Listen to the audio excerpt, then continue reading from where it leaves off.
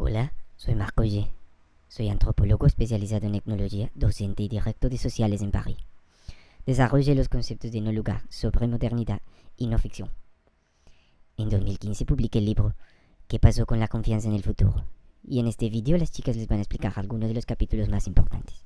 Espero que lo disfruten. El autor introduce el texto general presentando 3 paradojas que tienen que ver con cómo comprendemos el tiempo. La primera paradoja expresa que como individuos somos conscientes de que vivimos en un tiempo que comenzó desde antes de nuestro nacimiento y a pesar de nuestra muerte va a continuar. Esto quiere decir que tenemos nuestro tiempo individual dentro de un tiempo infinito que pasa en simultáneo con los tiempos individuales de otras personas. O sea que a medida que nosotros vayamos creciendo, madurando o envejeciendo, van a haber personas que recién estén naciendo o personas que fallezcan. La segunda paradoja expresa todo lo contrario. Es la dificultad que tenemos como individuos de pensar que el tiempo en el que vivimos no va a tener un fin. Y necesitamos marcarle un inicio y proyectar un fin. Algunas personas lo relacionan con la creación, con la evolución a partir de la teoría del Big Bang, y muchas personas proyectan un posible apocalipsis porque necesitan datar nuestro tiempo con un inicio y con un fin. La tercera y última paradoja, también llamada la paradoja del acontecimiento, apunta a el contenido en nuestro tiempo infinito, a nuestra historia, a esos acontecimientos que nos hacen entender que este tiempo está pasando, que nos ayudan a organizarlo, a datarlo, a marcarlo. Y estos acontecimientos son o funcionan como rupturas en este tiempo, ¿no? Y por eso están relacionadas con desastres naturales, con tragedias, con guerras o problemáticas políticas. Son fechas que nosotros recordamos generalmente por cosas negativas. El autor, a pesar de que hayan muchos acontecimientos en nuestra historia, se focaliza en dos en particular. Uno es la colonización y el otro es la caída del muro de Berlín. La colonización porque instauró un corte irremediable entre el pasado y el presente de las sociedades que fueron colonizadas, ¿no? Se les impone una reinterpretación de su pasado y una nueva visión del porvenir que es completamente distinta a la que hubieran tenido si no hubieran sido colonizados. O sea que este acontecimiento, en definitiva, transforma a estas sociedades de un extremo al otro. El segundo acontecimiento, como ya dije, es la caída del muro de Berlín en 1989. Y este momento, o a partir de este momento, se empieza a escribir una historia mucho más difícil de comprender y de leer porque empieza a avanzar de manera muy rápida. Estos dos acontecimientos en particular, tan extremistas, los elige el autor porque dan a entender que el pasado ya no es portador de lecciones y que no se puede esperar nada del porvenir, por lo que lo único que nos queda es enfocarnos en el presente, lo cual es una característica muy propia de la sociedad del consumo. Antes de terminar con su introducción, el autor vuelve a indagar sobre la categoría del tiempo y plantea nuevos interrogantes que tienen que ver con el presente, planteando así 3 nuevas paradojas. La primera paradoja dice que la historia se detendría en el momento de que fuera un objeto de interés por la humanidad entera. La segunda paradoja es que a medida que la ciencia avance más rápidamente, nosotros vamos a empezar a dudar de nuestra capacidad de influir en el destino. Y la tercera paradoja dice que la superabundancia de nuestros medios nos va a impedir reflexionar acerca de nuestros fines. Para concluir, el autor afirma que todos los sistemas de organización y de dominio del mundo produjeron 3 tipos de teorías: teorías centradas en el individuo, teorías centradas en el mundo en sí y teorías de los acontecimientos. Bueno, en el capítulo 2, Marco G. habla sobre 2 conceptos muy importantes. Por un lado, el estado de la cuestión y por el otro, el cuadro de la situación. El mundo de información y de imágenes en el que vivimos nos confirma el sentimiento de vivir en una situación de enclaustramiento, y la resistencia a esto fue expresada por la reunión de movimientos que era llamada altermundialización, que estos eran síntomas de una toma de conciencia planetaria. Vivimos en un periodo de transición donde el término la Tierra ya no es más el punto de partida. La famosa aceleración de la historia no es otra cosa que la historia de los cambios de medidas y de referencias que le han permitido constituirse. Y hoy solo damos cuentas de épocas prehistóricas en términos de eras o de edades. Y esto es fundamentalmente gracias a las innovaciones tecnológicas que dieron luz en su transcurso. Desde hace ya 1 o 2 décadas, el presente se ha vuelto muy hegemónico. Y ya no es más un resultado de la lenta maduración del pasado, sino que impone como un hecho consumado, abrumador, donde el súbito surgimiento escamotea del pasado y satura la imaginación del porvenir. El mundo del presente está marcado por la ambivalencia del impensado del consumo y de lo impensable de la ciencia. El mundo del consumo se basta a sí mismo, mientras que el mundo de la ciencia siempre está en movimientos, en frontera entre lo desconocido y lo conocido. Las ciencias y las artes se desarrollan en ámbitos específicos y en épocas específicas. Pero hay algo que se sabe de estas dos y es que no se pueden comprender plenamente. Nadie lo puede hacer y eso está confirmado. Pero esto también se desarrolla en función de un contexto propio de cada cual. Sin embargo, esta distinción entre el punto de vista externo e interno, clásica en la historia de la ciencia, no es absoluta. Lo que está en entredicho es la relación entre el estado de la cuestión, que es el punto de vista interno, y el cuadro de la situación, que es el punto de vista externo. En las disciplinas de las ciencias y del arte, el estado de la cuestión es evolutivo. Hay un progreso de los conocimientos que es visiblemente acumulativo en el caso de las ciencias y más tortuoso en el caso de las artes. En la medida en que la materia misma de la obra, que sería el sonido o la luz, o sus formas, que pueden ser la melodía, la figura, los colores, devienen del objeto de la creación y de la investigación artística. En el campo de las ciencias sociales, no es posible ni deseable distinguir radicalmente el estado de la cuestión y el cuadro de la situación. El cuadro de la situación es el contexto general, que puede incluir todo lo que es lo económico, lo político, y donde tienen los orígenes muchas actitudes mentales y muchos comportamientos. Lo que simplifica y complica un poco las cosas es que el estado de la cuestión forma parte del cuadro de la situación. En el ámbito de las ciencias humanas y sociales, los objetos y la experimentación son históricos, lo que no sucede en el caso de las ciencias de la naturaleza y de la vida.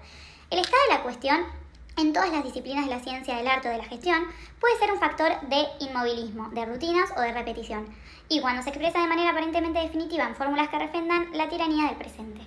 La transformación es propia de la historia general y de la historia de la ciencia. Las preguntas planteadas conciernen no solamente a los expertos, sino a todos aquellos que se preocupen por el porvenir social de los humanos. Y su aparición corresponde a un fenómeno mayor, que es que la historia ha alcanzado la ciencia, o, podemos decirlo de una mejor manera, que es que la ciencia ha alcanzado la historia. Esto es en el sentido de que los objetos de la especulación científica se han vuelto objetos históricos. El futuro de nuestras sociedades y del planeta no puede imaginarse haciendo abstracción de la ciencia. Es ella la que ordenará que lo social y la oposición entre el punto de vista externo y el punto de vista interno se torna obsoleta muy pronto. En cuanto al capítulo 6 de qué pasó con la confianza en el futuro, el pasado, la memoria, el exilio, el autor explica la dificultad que supone analizar el siglo XX en contraposición con su precedente. Desarrolla su teoría respecto a que es durante este periodo moderno que se presenta un ciclo de clausura, situándonos en la perspectiva del fin de grandes relatos. Este capítulo del libro analiza no solo la relación que tiene nuestra historia humana con el avance de la historiografía, sino la influencia del psicoanálisis para con el pasado. En primer lugar, y retomando a Michel de Certeau, el autor destaca que el psicoanálisis y la historia tienen dos maneras diferentes de distribuir lo que Certeau llama el espacio de la memoria. Siendo Sigmund Freud el pionero de este pensar y dejando en evidencia que el pasado encuentra presencia en el presente, podemos empezar a analizar cuestiones que refieren a la modernidad y a la contemporaneidad en contraposición. La historia es, según Ollé, caníbal, porque busca desde el pasado reprimido asediar la contemporaneidad.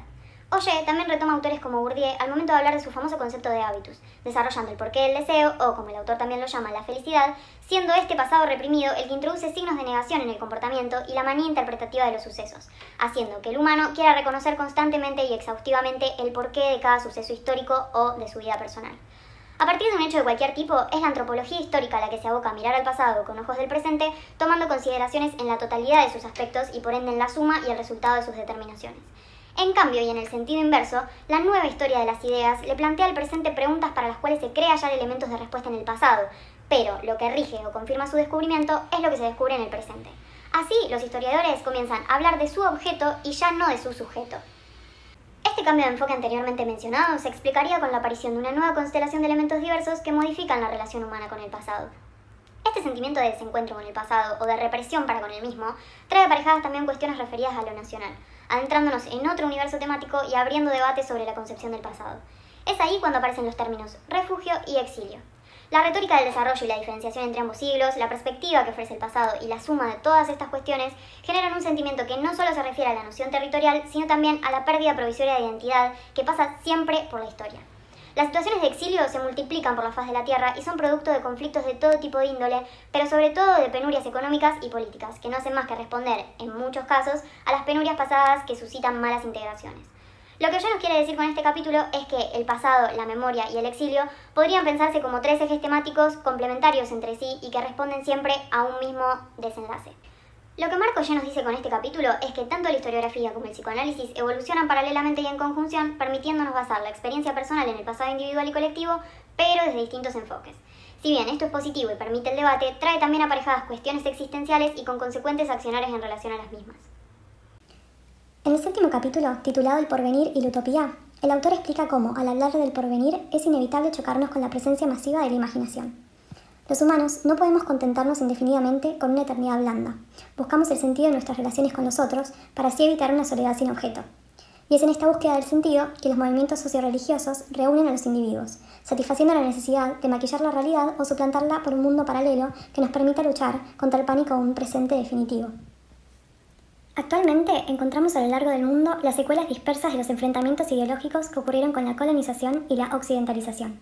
Por un lado, algunas tradiciones religiosas son interpretadas como una moral que ya no puede ser objeto de una fe literal. Pero, al mismo tiempo, los fundamentalismos nunca fueron tan virulentos. En su afán por convencer seguidores, confieren acentos belicosos. Esta mundialización del imaginario puede llegar a devenir inacción, cuyas consecuencias son terriblemente reales. Es también la mundialización de los pobres, incluso si es utilizada y alimentada por el dinero de los ricos. En este sentido, hablamos de una globalización mimética.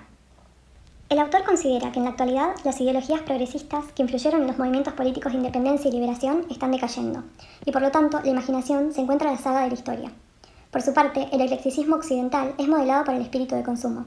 Las artes, la cultura, la filosofía, las religiones del mundo entero pueden ser objetos de decisiones individuales. Cada uno se hace su propia cosmología con ayuda de las nuevas tecnologías.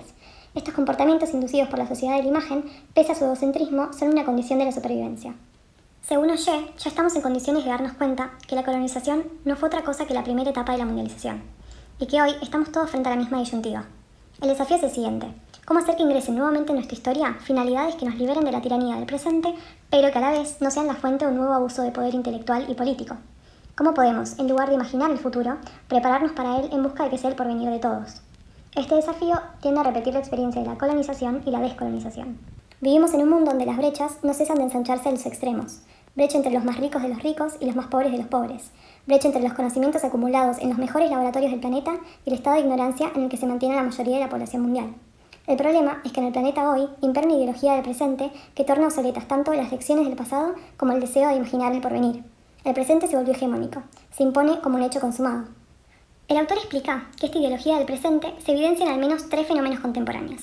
El primer fenómeno lo asocia con el término fin de la historia del politólogo Fukuyama, que se trata del esfuerzo por producir un nuevo gran relato. No es la detención de los acontecimientos, sino el fin de un debate intelectual.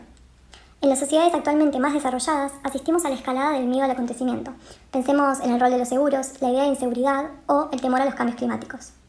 El segundo fenómeno se trata del predominio del lenguaje espacial. La asimilación de los términos global y local adquiere todo su sentido en relación con el tema del fin de la historia, que se entiende como el advenimiento de la democracia liberal, es decir, en relación con la oposición entre sistema e historia. Interior significa dentro del sistema económico y tecnológico cuyas redes hacen a la globalización, es decir, interior es lo global. Lo exterior, en cambio, es lo local, que interfiere con el sistema. Desde esta perspectiva, se comprende que la historia, en tanto perturbación de un sistema que se presenta como la utopía realizada, solo puede tener un origen local. El tercer y último fenómeno es el del reino de las imágenes, especialmente el de las imágenes televisadas. Nos encontramos rodeados por objetos materiales extremadamente sofisticados que invaden nuestra existencia y parecen darle un sentido. Están cada vez más cerca de nosotros, nos confinan, nos permiten comunicarnos con la Tierra entera sin tener que desplazarnos, pero, al mismo tiempo, hacen que omitamos el pasado y el futuro como si solo existiera el presente. Ollé concluye que pese a las apariencias que difunde la globalización, la desigualdad de los saberes es aún más grande que la de las riquezas. Lo que caracteriza este comienzo de siglo, aparte de un ensanchamiento en ambos extremos, es a la vez un ascenso de la ignorancia y una profundización de la brecha entre aquellos que poseen conocimientos y aquellos que no los poseen. Esto solo puede combatirse con una utopía de educación para todos, es decir, una visión del porvenir finalmente librada de las ilusiones del presente que la ideología de la globalización consumista difunde. En el capítulo 8, El mundo de mañana, el individuo, la ciencia y la educación, el autor se pregunta dónde nos encontramos en nuestras relaciones con el mundo hoy en día. Y para esto postula 3 expresiones antiguas y corrientes e indaga esta relación. La primera expresión es la vuelta al mundo, la más geográfica y usada como instrumento de medida del tiempo y velocidad de los medios de transporte.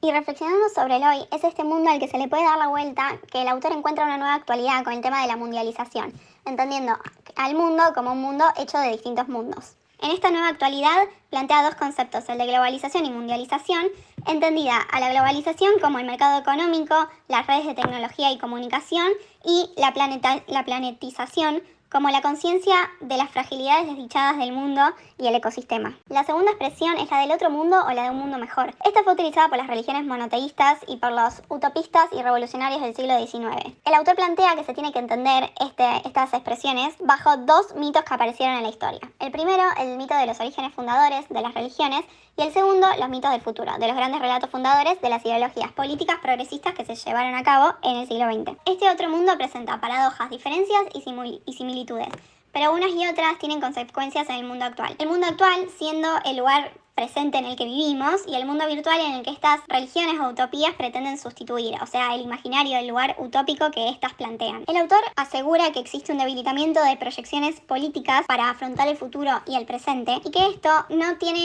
que estas no son más seguras que las anteriores ni las que van a venir. Y esto puede ser algo positivo, porque puede ser que signifique que tal vez estemos aprendiendo a cambiar el mundo en el presente antes de imaginarlo, convirtiéndonos, como diría el autor, en una suerte de existencialismo práctico. En este apartado el autor hace dos observaciones. La primera es que si no se realizan cambios revolucionarios en el ámbito de la educación, hay un riesgo de que la humanidad del futuro se divida entre una aristocracia del saber y de la inteligencia y una masa cada día menos informada de todos los desafíos del conocimiento. Y como segunda observación, plantea que la tecnología y la ciencia hoy en día son como una segunda naturaleza y que estas imágenes y mensajes nos rodean, nos tranquilizan y nos alienan, pero no nos brindan necesariamente los medios para comprender estos cambios. Esta situación el autor lo asigna como un riesgo llamado cosmotecnología. La última expresión que el autor desarrolla es la del fin del mundo. Plantea que el monoteísmo tiene la necesidad de la muerte para darle un sentido a la vida y que entonces, de esa forma, el fin del mundo es la recapitulación general de todos los fines individuales que fueron pasando y acumulando en la historia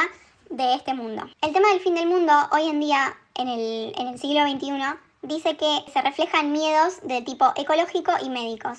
Ecológicos relacionados con el calentamiento global y todas sus derivaciones, y médico como el auge de nuevos virus o pandemias. Esto es apoyado por las innovaciones y descubrimientos de planetas muertos como Marte, en los cuales se averiguó que pudo existir vida y que se reflejan hoy como imágenes de un posible fin nuestro a largo plazo.